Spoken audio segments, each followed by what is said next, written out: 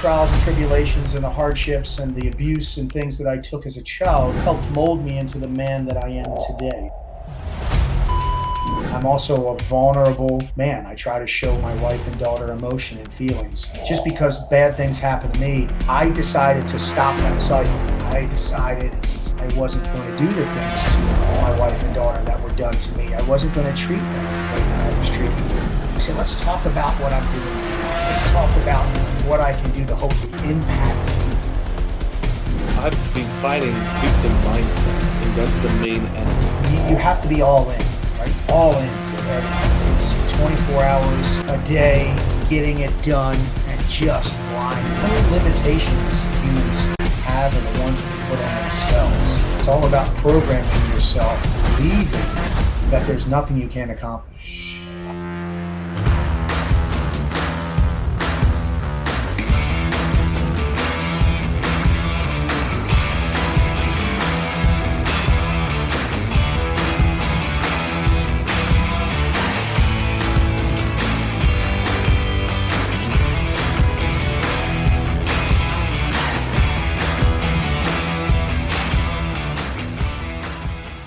So I really want to learn more about you today, and if you could be so kind to share your story with us, that would be super, super amazing. Your upbringing, your parents and grandparents, the genes never lie.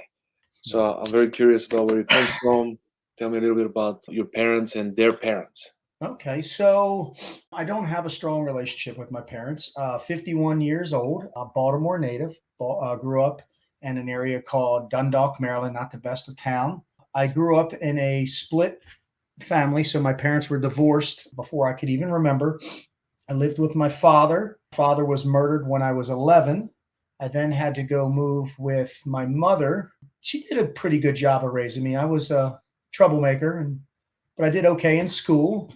I don't have the best of relationships with my mother now, but I think that the trials and tribulations and the hardships and the abuse and things that I took as a child helped mold me into the man that I am today. So, I don't want people to feel sorry for me because my father was murdered, or I don't have a great relationship with my mother, or I didn't have a lot of money growing up. And I think as a human being, man or a woman, they have two roads they can choose from when hardship is, laid out before them, if you will. And I chose to take, and I still choose to take the path of righteousness, which is, the hard path, the hard of doing hard shit, pushing myself physically, mentally, and emotionally, and just trying to make an impact in the world. And obviously the goal I feel is doing what you love and getting paid to do it. So speaking, being the chief communications officer of a gun company, and being a father and a husband is obviously that's the greatest thing that I've ever done, that I've accomplished so far. People always ask me about, the Navy SEAL. Was that the greatest accomplishment of your life? No, it was a great accomplishment of my life. I think the greatest accomplishment that I've been given is the gift of being a husband and a father. Yeah. And trying to make a difference in the world. All the things that I've gone through, because, Navy SEAL training is not easy. Doing hard shit can create great human beings. It can create hard human beings, but, I'm also a vulnerable man. I try to show my wife and daughter emotion and feelings. Just because bad things happen to me, I decided to stop that cycle.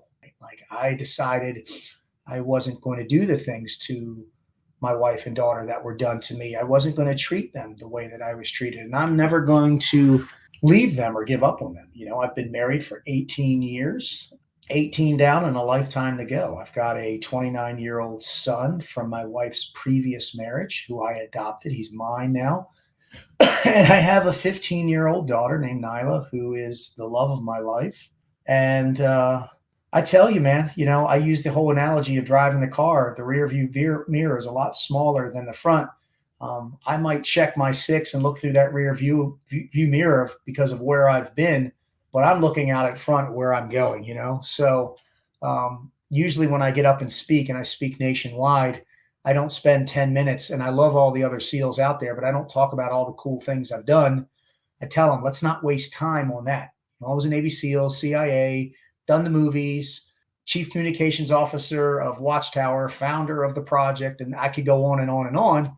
But I say, let's talk about what I'm doing now. Let's talk about what I can do to hopefully impact you later.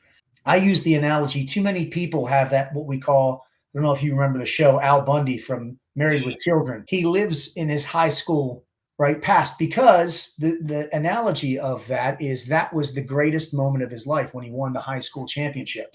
Right. I still think the greatest moment of my life is still to come. So Yeah. that's why I try not to harp on. Yeah, it's a great title to have. It opens a lot of doors. I've got the certificates behind me, but I don't want what I've done to define what I'm going to do. Does that make sense? Yeah, it does. I think that So, if we do life right, we need to be at our peak when we're 60 years old, like mm, physically and mentally, because we're patient, we're on a different level, we're wise, yeah. and we could truly lead from the front at that age. We don't have to be old grandpas, with four knee surgeries at 60 and in wheelchair. That's a choice, I think. It's only 9 years away from me. I'm 51, so I'm still running and gunning and Right. working out. I just, before I talked to you today, I got a workout in, did some work, went for a 2 mile run, and I still got a mile swim to get in. So it's a lifestyle, Yeah. I am obsessed with success, and success doesn't have to mean money or a monetary standpoint. Successful at being fit physically, mentally, emotionally, being successful in my family, being successful, obviously, with everything. But you have to be all in, right? All in with everything. It's 24 hours a day, getting it done and just grinding, and it's tough. I'm not going to sit up here and tell you there's days that I don't want to get up. I'm going to tell you there's days I don't want to get up, but I still effing get up. That's the thing. That's the discipline. I even wrote motivational speaker in my little title. I'm not a motivational speaker. I'm an elevational speaker. But the reason why I don't write that is nobody understands it. I don't want to motivate you. I Yeah. want to elevate you. I don't even want, I need you to elevate yourself to be a better human being, a better man, husband, father, sister, whatever you are. That's what I try to do. And how do I do that? By programming human beings from some of the training and some of the pain that I've went through in life, right? I've gone through a lot of pain. And I think pain can either break you or define you. I Yeah. chose it to define me. I'm not saying I'm a tough guy. I'm just saying I've been through tough situations, and you get callous, right? I've got calluses on my hand. I've got calluses in my mind. I've got calluses in my body. I try not to have calluses in my heart, though. That's the problem. Most people, when they go through hardships, their heart calluses and they become, rude and distant and this and that. I don't want to be that. I've hardened up everything except the heart, the mind, and the spirit, so that I can be, a warrior, but I can also be, the compassionate, father, lover, friend, Yeah. and I think that's what more men need to do, right? I think vulnerability, being vulnerable, is a true characteristic of strength if it's used the right way. Like a strong man being vulnerable, exposing some of his weaknesses, admitting that he has faults, admitting that he needs to work on himself, admitting that he's far from perfect. That is, people say, oh, you can't do that. That makes you weak. No, that makes you strong, because just like with that, you know where you want to go. You have that direction. You have that focus. Too many Yeah. human beings don't do that. They say the truth will set you free, and the truth will put you in the right position where you're supposed to be. Yes. So vulnerability is necessary for at least to get progress that will be satisfying. Yes. Because if you know exactly where you're at, then progress is inevitable.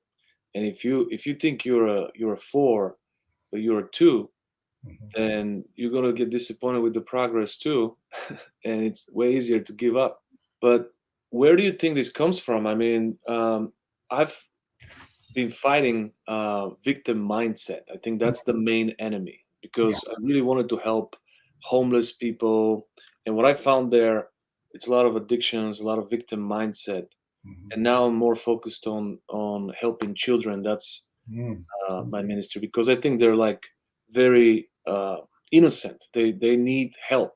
They need leadership, Yeah. and you've experienced a lot of pain, and I've noticed in your boot camps that there's some guys that have achieved different perception of success. But I think it comes down to leadership, because growing up I had a father, uh, but my father wasn't always there for me. He had made different choices. So you could have a father in the house, it doesn't mean that you're going to have great leadership. It's true. And I learned on the street, and to me, in the beginning, um, being bullied and stuff like that, you feel a real man is the strongest man, Mm. physically the strongest man. That's how I grew up as a kid. Then I got a little bit older in the teenage years, and the hormones started popping, and and then I see, oh no, the real man is the guy that gets the most ladies. That's the real man. Then I got into sales a little bit older, and I'm like, no, no, no. The real man is the guy with the money. He can hire 40 people in security if he wants to. And and then I finally, after 35, I think that's when men really mature today. Mm. I realized, no, real man is someone who takes responsibility, someone who's a great husband and a great father. Mhm. And that's really truly being rich on the most important relationships. What's the point of being a man if you ruin your relationships? But I had to fight victim mindset, Mhm. ego, pride, um, and life beat me up. Some people are fortunate to get beat up by life, but some people are not. And you've met some of these guys, and that's how you really attracted my attention. I caught one of your reels where you're like, "Where's your Ferrari now, bitch? Let's go!" Oh yeah, with Josh. Yeah. So, but Yeah, he's a trooper, man. But that's what you have to do. And that's what we do in my courses. I try to break men down to the bare essential and rebuild them back up, because as you said, as we mature, our perception and perceptive, or excuse me, our reflection of what we think a man should be changes like taste buds. At first we think it's women, then we think it's fame, then we think it's money, then we think it's fortune. But what it really is I think it's just being able to understand and take accountability and responsibility. yeah, And because a real, hopefully most men in America eventually want to be and have a family, be a family, and protector, provider, right, hunter gatherer, whatever it takes, because that's kind of like the evolution of humanity is. you know um, you meet, you fall in love, you reproduce, and you keep that bloodline going. yeah, uh, there are more important things than money, but I will tell you, money does make things easier. It does, but I've had a, but what I have learned is I won't sacrifice my happiness for money. mm, But it's because I'm in a place financially where I don't need to. Now, I'm not saying there's not people that, I take my hat off to the man or woman that are working in a job that they can't stand because they have to provide for their family. I love that. But all I'm telling each and every one of you is, there will be a time and an opportunity for you if you just keep grinding and believing in yourself, and don't self-sabotage your self-doubt. What you can do. The only limitations that I think humans have are the ones that they put on themselves. I think it's all about programming yourself, believing that there's nothing you can't accomplish. I honestly believe there's nothing I can't accomplish. I just don't know if I could figure out the time frame of when I could accomplish it. Then it would be awesome. But until then, every day is a gift. Every minute is a gift. Every blink that you have is a gift, because as a human being, we are a glimpse, we are a blink of yeah, the Earth's history. In a blink of an eye, we're gone. So the thing is, what I think a true man or woman is a human being that is put on this purpose to make an impact. The secret of life is figuring out what you're going to do to make that impact, whether it's working with kids, building guns, yeah, doing courses and camps.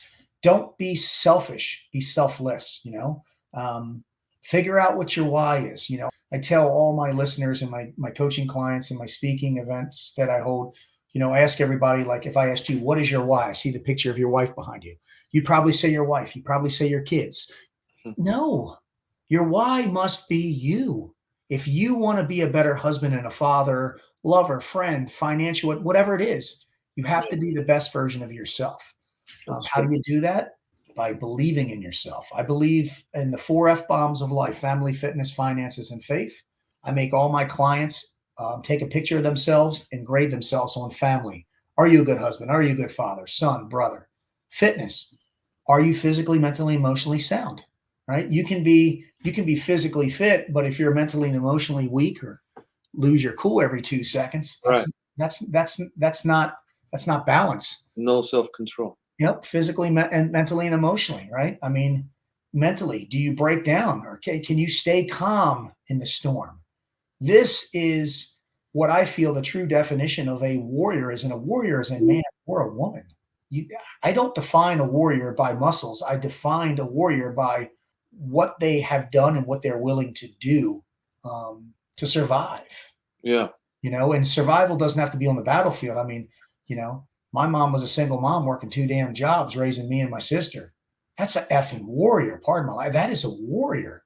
Yeah. My pastor is a warrior. He donates all his time to helping underprivileged kids, and I help with them. That's a warrior, right? Warrior doesn't mean how many kills you have on the battlefield, because we deal as humans with three battlefields in life: the battlefield, which is the internal struggle, the business field, and the home field.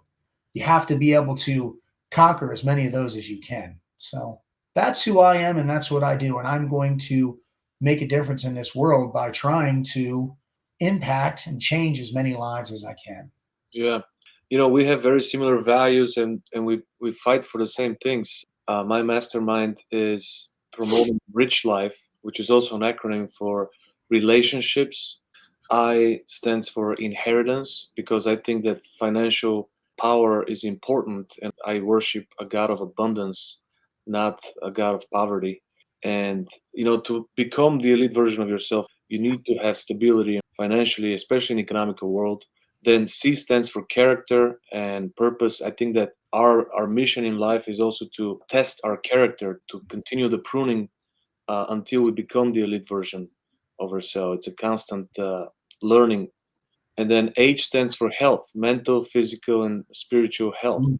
So we align in our values, and we are trying to make impact in the same way, similar way, different techniques and different ways, using our creative talents and unique abilities, but we're going in the same direction, which is refreshing to see in a world that we live in today. We're being attacked from every angle.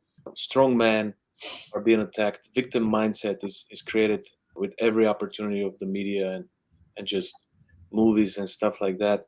And it's when did you decide to take responsibility? Because you had all the moments in your life are suggesting good, legitimate opportunity for you to become Mhm. rebellious or turn into drugs or alcohol and just blame your parents or Mhm. blame God or blame. When did you say, "Hey, I've got a ability to respond to what happened here, and I'm gonna choose"? Because look at you now. You broke the curse, and you're a good father, good Work husband. in progress. I Work always say work in progress. no, but way I, better than what you experienced. And by the way, you never shared how well do you know your grandparents? Because sometimes it skips generation, and you've mentioned legacy and bloodline. What about you? so I was very close with my father's parents and Bud and Elizabeth, but they died when I was young. And then my mother, on her second marriage, I was very close with those. I consider them my grandparents. The other ones, I married my wife. I mean, obviously had a very tight bond with her father, but him and his wife passed away of cancer. The father passed away about a year ago, about 2 days ago. So right now, I have a grandmother on my mother's side that I'm not very close with, but I have decided to make my internal tribe. My wife, my son, my daughter, and me. So eventually they're going to have kids, and I will be the grandparent, the grandfather, Right. grandpop, or whatever. And I think my wife will be Gigi or whatever she wants to be. We are going to be the grandparents that are always there, buying the house near them, kind of like My Big Fat Greek Wedding, Yeah, So that's because we didn't have that in right. our life. My daughter didn't have that. But again, I'm going to break that cycle, that Yeah, curse. Just because she didn't have it doesn't mean her kids can't. So what we're going to do is try to develop traditions and relationships, and then hopefully my daughter and son will want to do the same thing and carry that legacy on. Some legacies are not good legacies. I want to make that very clear. But what I get tired of hearing is, and I don't know if you've ever heard this analogy, but there were two twin brothers, and their father was a heroin addict. And mm, they asked the one brother, "Why are you a heroin? Why are you a druggie and a heroin addict?" Because my father was. And they asked the other one the same question. They said, "Why are you a heroin addict?" Because I'm not a heroin addict. I'm a multimillionaire. And they go, "Why?" Because my father and brother were heroin addicts. So my point is you can have two of the same human beings that look at life in two perspectives. One decides to take the victim mentality and, hey, just because this happened to my father, it should happen to me. And the other one that stops self-sabotaging and goes, you know what, I'm going to break the curse. And that's what I did. I mean, I could have been an abuser, and I was, for a while. I was drinking heavily, I was into drugs. And you asked me a question, when were the moments of my life when I made the decision? I made two. One, when I was 17, I came home from a bar. I was drinking, and I think I was high. I looked in the mirror and I washed my face. I remember this like it was yesterday. I looked in the mirror, and my father was a good man, but he had a lot of bad habits. We'll leave it at that. When I looked in the mirror, my reflection wasn't of me, it was of him. And I mm, said, I can't do this. That's when I decided to stop everything I was doing and join the Navy.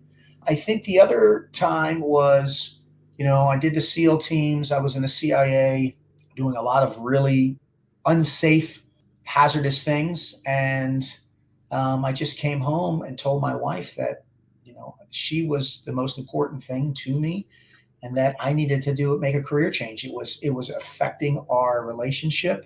That was back in 2019. And I said, I'm tired of going overseas. I'm tired of breaking up this family. I did that for 14 years. And I can't get that time back. yeah, I hate it. So, I've tried to become a better human being, be more present. My wife brought up something to me the other day, and it really hit home for fathers. She sent me a reel, and I'll send it to you afterwards, of don't have a single wife. I didn't know mm, what that meant. And I watched this video of this man that goes, when you're home, are you present? Are you on the cell phone? Are you always conducting business? Are you prioritizing, strategizing, monetizing? Are you putting your family first? yeah, And for the longest time, I wasn't.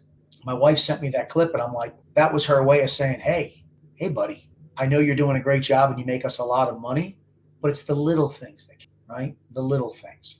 So the advice that I have for men, or, parents out there, don't have a single husband or wife. Put the phone down at dinner. Make time. This, when you're doing things with your kid, is not time. This is time. When you go like this, you turn your phone off and you go, okay, it's off. Let's talk. So, how can you start doing that? If you can't have dinner every night together, have dinner one night together. Have date night with your wife or your kids. What does that mean? Take them for a walk. If you don't have any money, go for a walk. We just bought patio furniture. We sit out on the deck and we talk. We get eaten by mosquitoes, but we talk. It's the little things that you can do as a man or a woman in your life that are going to be absorbed by the people that are around you. Let your children see that you're spending time. Make it mandatory to put the phones down. Make it mandatory to spend time with your family. Make it mandatory to go on vacations. If you can't go to Disney and spend all the money, drive somewhere and just spend time together. You don't need money to make a memory. that's true. Yep. We do live in a fatherless world right now. Father is being attacked from every angle, and it's not about money. I Right next to me there is a super rich area where probably the most richest high school kids, they pull up with Ferraris, and the highest suicide rate in America. So the fathers are thinking we're doing the right thing, setting them up right. But I think that's what the main thing that drives victim mindset is orphan mindset, is fatherless kids, regardless if the father is present or not present, because they could be there physically but not being present, Yep. like you're suggesting.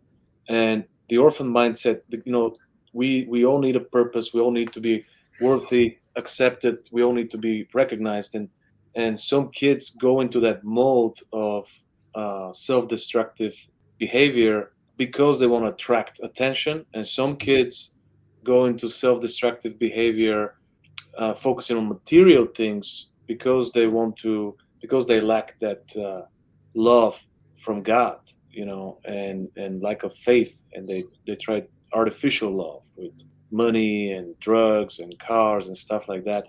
So I think we're definitely on the same page as far as fighting victim mindset, but you go a step above, and what makes your program super effective, in my opinion, is that you help people level up, and it happens naturally.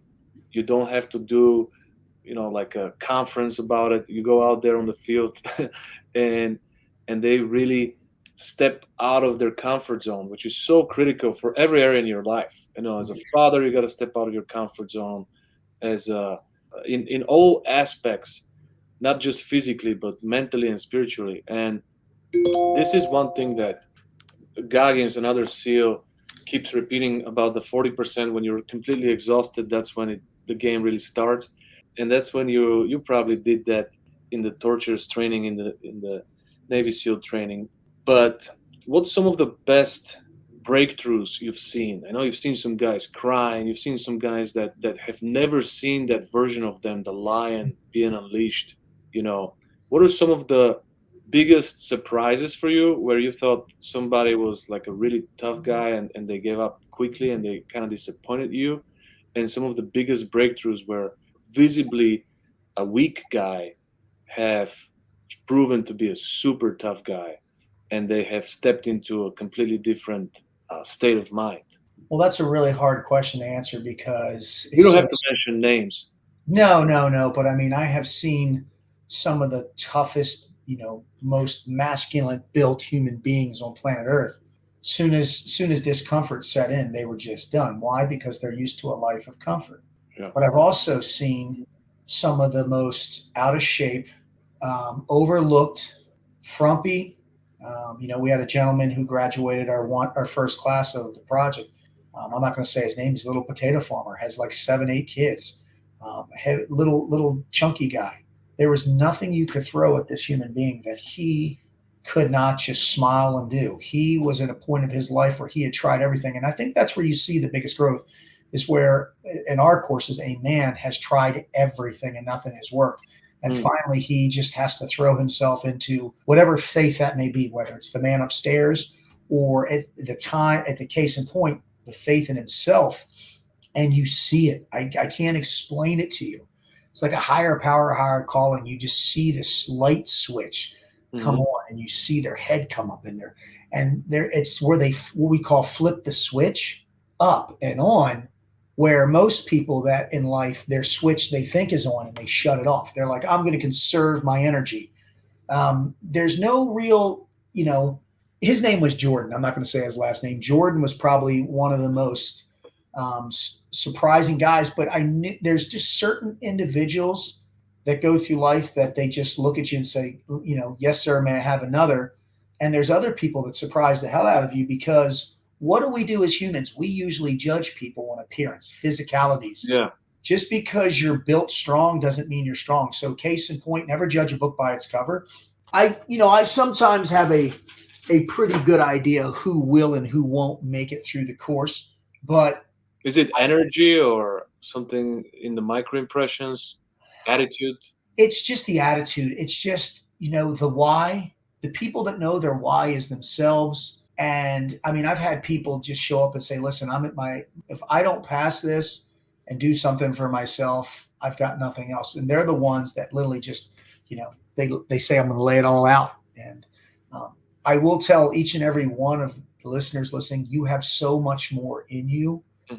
If you're going for a run, go as far as you thought, go one step farther.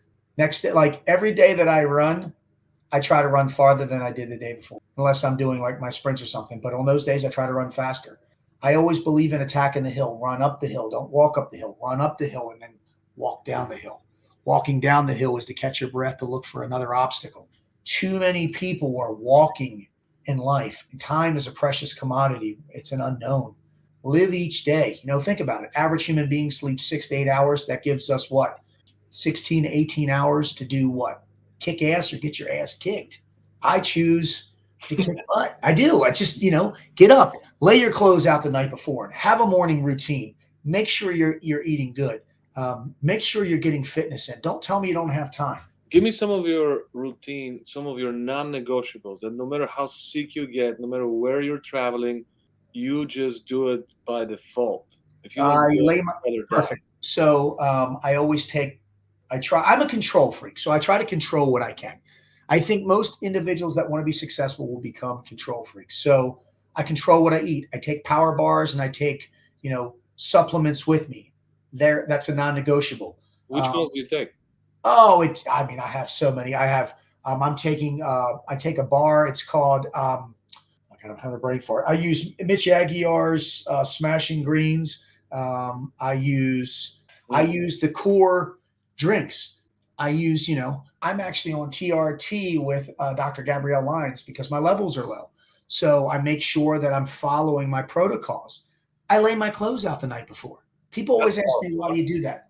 I lay my clothes out according to the mood I'm in, like at the best part of my day. Like, how do I want to attack tomorrow? Versus, let's say, and I never do, but I got up late and I wasn't feeling good. I don't want to just reach in the closet and grab something. I want it laid out for me. I want my clothes to set my mood. I get up and I do the same thing every morning. I drink a glass of water. I have my morning routine that I have. I have my coffee. I try to have a little bit of reflection time, whether you want to call it meditation, only about 5 or 10 minutes.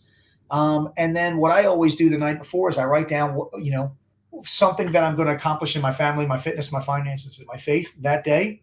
I get up and I recheck that. I put a note in there and I do it. I control what I wear, what I eat, how I look, my fitness. I control who I surround myself with. But then once you turn the key of that car, you can't control if anybody's going to hit you. If you jump in that plane or you take a boat ride, you can't control that. Right. But I am a control freak. I'm going to control as much as I can. I'm going to control the way I look. I'm going to control the people that are and are not in my life. How do I do that? I get rid of negative entities. If you're a negative person, place, or thing, I got to get rid of you. Mm. As humans live in three colors: red, blue, and green, right? So red is hot, blue is cold, disassociating, excited, and green. My goal is to control the red and blue so that I can increase my average green, my comfort zone. If you as a human being are exactly now where you were 5 years ago, you failed. You as a human being in 5 years, if you're going to be exactly now where you are then, you failed. Right. Life is about growth: physical, mental, emotional, social, spiritual, and financial growth. Everything that doesn't grow dies. Everything that doesn't grow dies. But in the same factor, look at this. I'll show you this. I write this. I have these shirts that I send out. I identify as a cockweed. And people go, what is a cockweed? Be hard to kill. I'm half cockroach, half garden weed. Think about it. If you've ever seen a cockroach, you have to step on it 10 times before it'll die. Think of the common garden weed. You can pull it, you can poison it, you can drown it. What does it always do? It always comes back. So instead of being the spirit animal of the lion or the wolf or the eagle or the bear or the dragon, because there's a dragon and the bear with the associates of business, become the cockweed. Yeah. Be hard to kill. When you walk into a room, I want people to go, holy crap, here he comes. That's who I want to be. And either whether you love me or not, even my pastor is like, I do my 1,320 push-ups, 22 push-ups on the every minute for 60 minutes. I do it every Saturday, do 1,000 push-ups a day for veteran first responder suicide. Pastor Hank said, Ray, we're doing a sermon on resiliency. I want you to do half the push-ups in this 30-minute session, take a break and do the other half. What are you going to say? No to your pastor? Huh? I'm going to try that. So it's 22 push-ups per minute? On the minute, every minute. So the clock starts. You do 22 push-ups. Once it goes around to zero, you do it again and again and again. But I always say start off with 10. But ascend. And what are you going to do? Tell Pastor Hank no? That's the fastest way to get a round trip ticket down south if you tell your pastor no. So, but the fact is I made such an impact with the push-ups that even the pastor was like, imagine if everybody just did this type of training. It doesn't have to be push-ups, but you just implemented this type of mindset Right. to your daily life. Imagine, right? Jesse Itzler has I think it's the 18-minute rule. If you just for 300 days out of the year, if you do something for 18 minutes, I know Jesse, great guy, you will be better than most people. So my thing is if you're going to be better than most people, do it, continually do it, and be the best. Right. Right. So, because this 2190 habit lifestyle is the biggest load of crap I've ever heard. In 21, you get married. It's a habit and a lifestyle. Man, being a father, being a parent, being a husband, being a believer of the man upstairs, it's a 24/7 job. Oh You yeah. can't stop. That's the thing. Too many people want to coast through life. You can't, man. You got to put the foot on the gas. And I'm telling you, you have an unlimited source of fuel in your body. And then the biggest advice I always tell people, because I got to watch the time here with you, is too many people surround themselves with people that are trying to put out their internal flame. They're trying to throw water on their fire. Why? Because they tried what you're doing. They didn't succeed. So they want to pull you down in their quicksand of negativity. I say, get rid of those people. Surround yourself with bigger, better, faster, stronger people who want to throw fuel on your fire, who motivate you to want to elevate you, that tell you, listen, motivation gets you moving, but discipline gets it done, right? Here's the thing. Don't let anybody or anything or any entity on planet Earth tell you or try to deter you from what you think your goal is. Stop chasing the money and start running down your goals and dreams. That's what you need to do to be successful. Everybody chases the money. I'm telling you, if you figure out what you're really good at, a subject matter expert, a SME, whether, and you're good at it, if you do it long enough, someone is going to notice your talent. They're going to recognize it, and you're going to start getting paid for it, right? I only need so much wealth. I mean, I make a lot of money doing it, so we give a lot more money to the church. My pastor's like, I've noticed you've been giving a lot more. He goes, Ray, I know your history because of the Navy SEALs and the CIA. He goes, you looking to trying to get a ticket upstairs? I said, sir, I'm just trying to make a difference. He's like, well, just keep doing it, right? Obviously, 20% of your income and this and that, they always hit you up with that. But of course, it's not only just like, I don't want to talk too much on church, but not only do we give our money, we give our time. My wife volunteers, I volunteer. It's great when people see you out there doing things. I don't need to do that. I want to do that. I think real confidence comes from God. I do too. But I will tell you this, I didn't always. I'm learning that it does. I have been, because of my past, I have been a slow believer. But I will tell you that me and my wife and my daughter, we pray every night. We pray when we eat. We go to a dinner. And I remember when we first started, my daughter's like, Daddy, I'm like, what? She's like, what are people going to think? I told her, who cares what people think? Just like I told my daughter, she's 15. She'll still hold my hand. Daddy, all the other little kids, girls my age, they don't hold their daddy's hands. I'm like, what you should be asking them is, why don't they? Yeah. Versus, why are you? Just like, why don't they pray? If they don't believe in God, that's one thing. But if they do and they're not, are they too busy? Yeah. Too many people pray to the big man upstairs when it's a last resort versus paying respect to him every day for what he does and praising his glory. And then hopefully he'll keep, I honestly think that if you keep mentioning him and saying him, he's just going to be like, okay, I see you. I see you worshiping me. I'm getting goosebumps. I see you. I see the love. I see the message that you're trying to instill. And if things do get bad, I want you to know that I have your back. And if, we can't understand why things happen. Like, when my father-in-law was taken from me, he was diagnosed last year with leukemia, and 51 days later, he passed away. He was a great man. He was a religious man. That's where I have a hard time with everything. When we have criminals that are doing all these horrible things, and, why can't he just lay the wrath to that versus.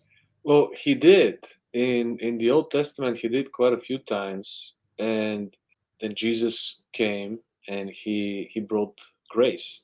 Yes, because we're all, in a sense, from a different perspective, we're all these criminals to someone. Oh, of course, yeah. We've all sinned. Somehow, while we're doing a lot of good, we're doing a lot of bad. Yes, Other people subconsciously in our blind spot, we don't even see it.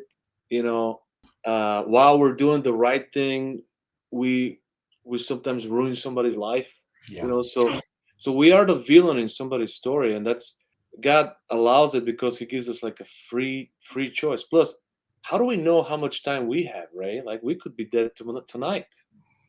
So That's um, true. I try to live every day like it's the last. I do right, tell all my youth, all my court, just you got to go full balls to the wall, right? I don't mean that this in a up. derogatory way, but you just got to foot on the gas.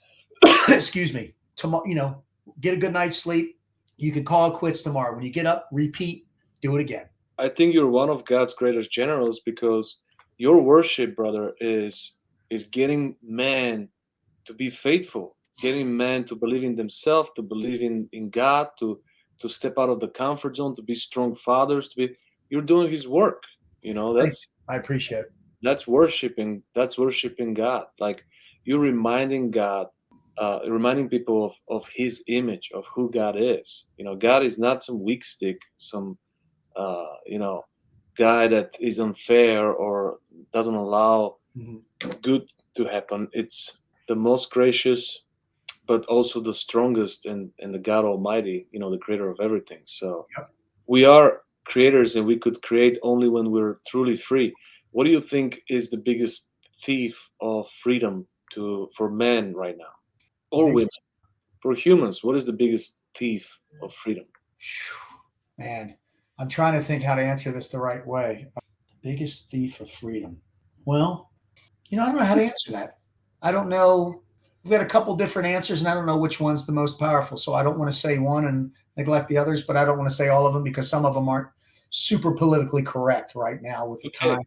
We don't have to be politically correct today. Well, I just mean, with the way society is right now, with the whole war on masculinity, the whole war on if there is no God, there's this, there's that. I feel that here's the thing: the biggest thief of freedom these days is I feel the freedom that social media and the news press allows. Um, Individuals to expose out there. You think about how old are you? I'm 38. 38. I'm 51. When I was a young man, if there was an issue with something, it wasn't always didn't always go straight to racism or this or that, or now we have the identities, the sexual orientation. Things were so much simpler. Our freedoms, the thief Well, of that's division, divide and conquer, right? So it's designed for control. yes. And I feel that we are being controlled and programmed in the wrong fashion. Social media and the news outlets have learned how to turn us almost in, majority of individuals in America, I hate to say this, are sheep. They believe everything they hear versus going out and experience life. I mean, we're trying to go back and change textbooks and history. We are who we are because of our history, you know. Um, Right. Taking down statues, saying that this doesn't, I don't believe in this or I don't. It's so easy to just throw your hands up and give up, versus addressing, like I think Morgan Freeman said it the best. How do you end racism? Stop talking about it. Stop telling me I'm black. Stop telling you you're white, and let's just be two human beings. You know, the whole sexual thing that's going on right now. I'm not going to lie to you. It's science. There's two chromosomes. You're male or female. That's it. It's that simple. God made it that way. Adam and Eve. He didn't do an in between. He didn't. And if this offends people, tough, and it annoys me, you know, I don't know what's going on with the world. All of a sudden now, guys want to dress like girls want to dress like guys, women want to get their breasts removed. It is insanity. It is insanity. And then one person said it's because you've been programmed your whole life that men are men and women are women. That's the dumbest thing I've ever heard. There's two chromosomes, male and female.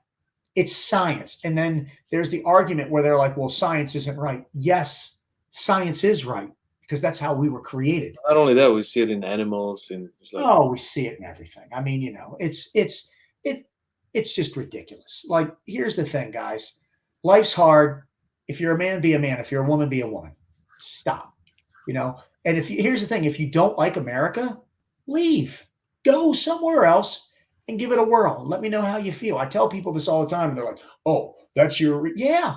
Go to Afghanistan, go to Yemen, go to Syria, go to Libya, go to these places. Go Yeah. down to Mexico and see what happens to you.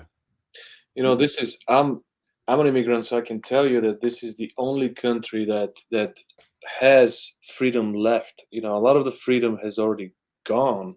Oh, Good, you have too many freedoms. but it's the only country. Every other country had someone, either the mafia would run the country, or some Yeah. idiot that's a control freak. Oh yeah. Oh yeah. We take our freedoms for granted, and it's only a matter of time before something's going to happen that's going to change that.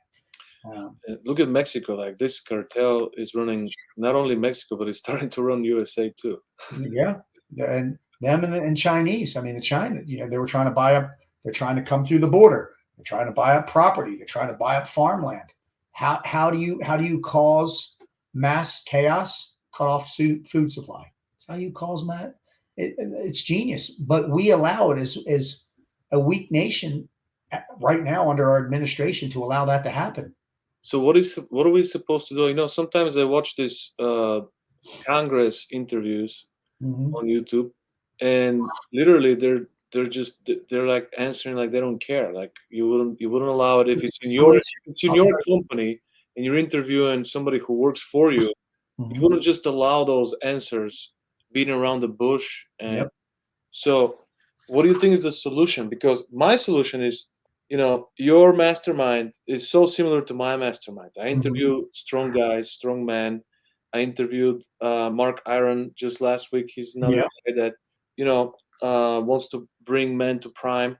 Masculinity, as toxic as it is, I'd rather take that toxicity than the opposite.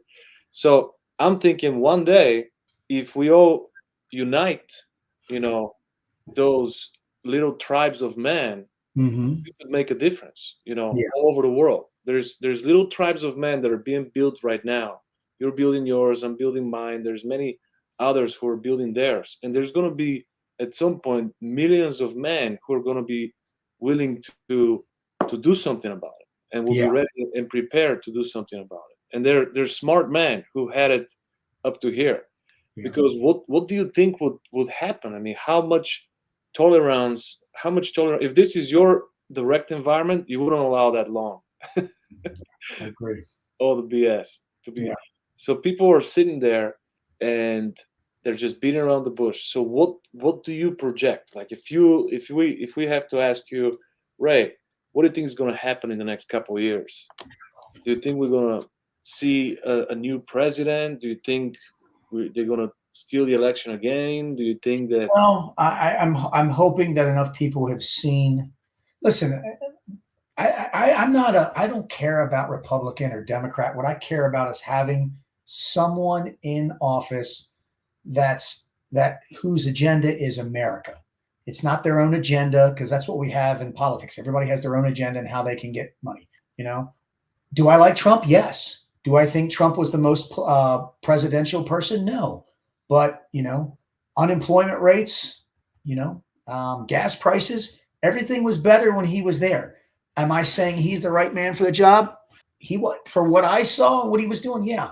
Are there other people? Listen, I don't care if you're a man or a woman, what color you are in office. I don't care about any of that. I don't even care if you're a Republican or Democrat, as long as you put the nation first, right?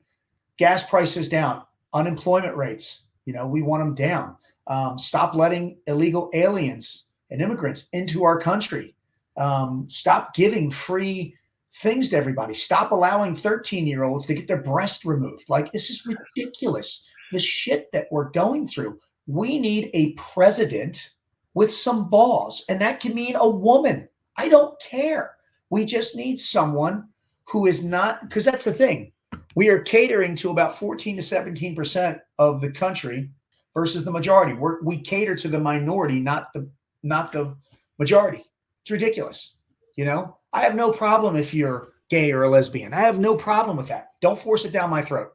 Yeah, or my kids. Yeah, and don't You Don't can try with don't me, listen to but don't seminars try with my or kids. rallies when you're dancing like idiots in front of children. That's ridiculous. Or dressing kids up like that. That's ridiculous.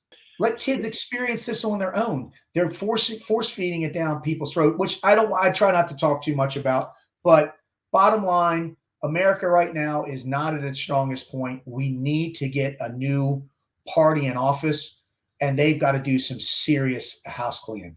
So, which one do you think it's your favorite? Who do you want in office? I listen to try to clean up the mess that we have. You're going to need a. I'd love to see a Trump and DeSantis. That's what I'd like to see. They're This, they're aggressive, and they're both alphas, though. That's the problem. well, I think either one can be a president, one can be a vice president.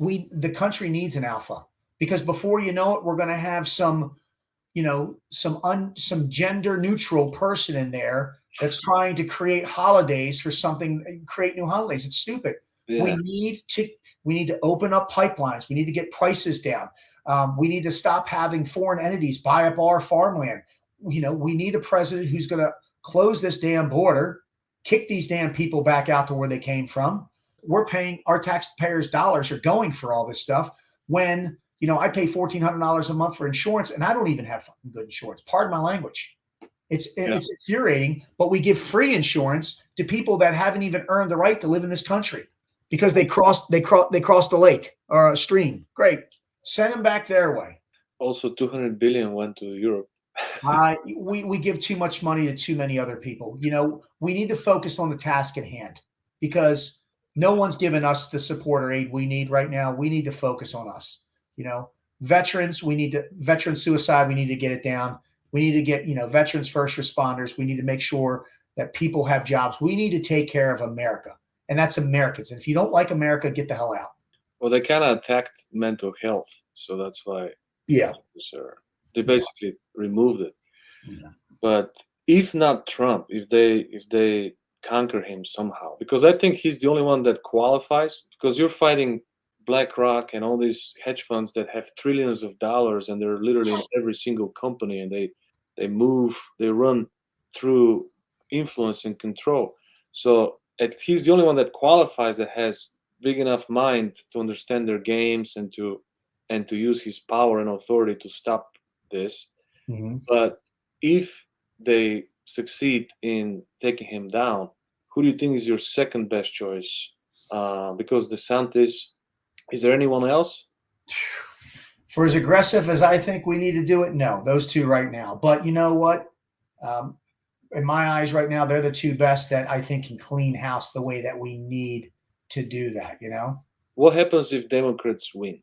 Well, it depends. It depends on what Democrat wins. I mean, obviously, this country is going to implode if we don't do something soon.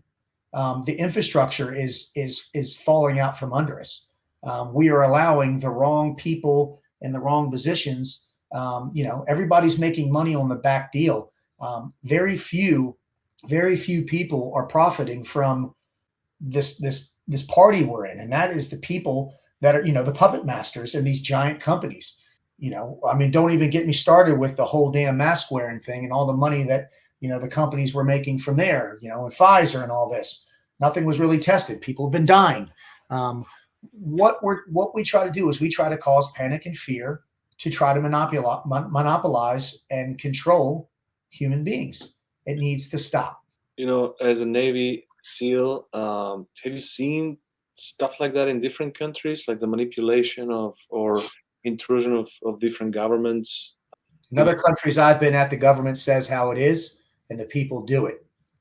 And it's usually been that way forever. Some good, some bad, but it stays constant. But people are more submissive. Yeah, you're not going to have this gender neutral identity crap over, and you don't have these problems that we have in other countries. You really don't, because we allow too much, and there's no repercussions or ramifications for people acting like idiots. Think about it. Over in some countries, you start burning things down, you steal something, your ass is getting caned, you're getting beat, you're getting killed. Yeah. There's other countries, you may not like the way they do things, but they don't have crime rates.